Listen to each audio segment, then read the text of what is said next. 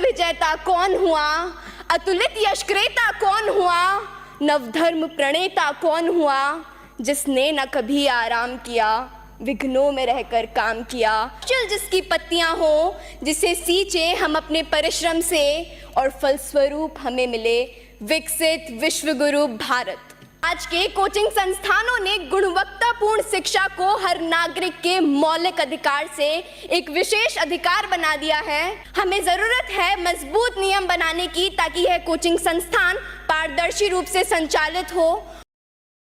भूखंड विजेता कौन हुआ, अतुलित यशक्रेता कौन हुआ, नवधर्म प्रणेता कौन हुआ, जिसने न कभी आराम किया, विघ्नों में रहकर काम किया, विघ्नों में रहकर काम किया। महान व्यक्ति का कहना था कि युवा के विकास की परिकल्पना उस वट वृक्ष के समान है, जिसकी जड़ें हमारी पुरातन संस्कृति हो, जिसका तना हमारा लोकतांत्रिक मूल्य हो, जिसकी शाखाएं हो सबका साथ, सबका विकास और सबका विश्वास।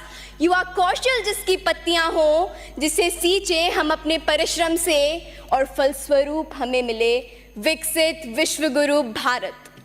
As quoted by Mahatma Gandhi, live as if you were to die tomorrow and learn as if you were to live forever. These words remind us that education is not merely about acquiring knowledge, but continuous growth throughout our lives. Do you know what Lord Macaulay once said in British Parliament? He said that it is nearly impossible to rule India, but if they succeeded in breaking our backbone, our education system, then they'll succeed in breaking our entire nation. And that's what they did, and that's what today's coaching institutions are doing. They are prioritizing rote learning over true understanding, thus reducing education to a mere race for marks. आज के coaching संस्थानों ने गुणवत्तापूर्ण शिक्षा को हर नागरिक के मौलिक अधिकार से एक विशेष अधिकार बना दिया है।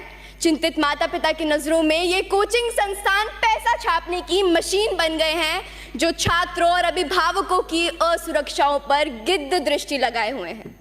आपको यह जान के हैरानी होगी कि हमारे देश के प्रतिष्ठित कोचिंग संस्थानों में 120 से भी ज्यादा छात्रों के लिए केवल एक अध्यापक नियुक्त होता है।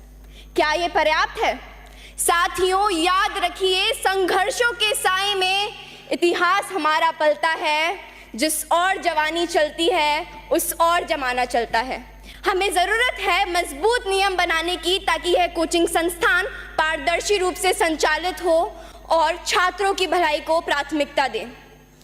हमें खुद से पूछना चाहिए कि क्या हम ऐसी शिक्षा प्रणाली को कायम रखेंगे जो गुलामी के कालखंड में साजिशन रची गई थी, या फिर हम एक नए रास्ते पर चलेंगे जो विचारों की विविधता का जश्न मनाता हो, हर व्यक्ति को स्वतंत्र रूप से सशक्त बनाता हो।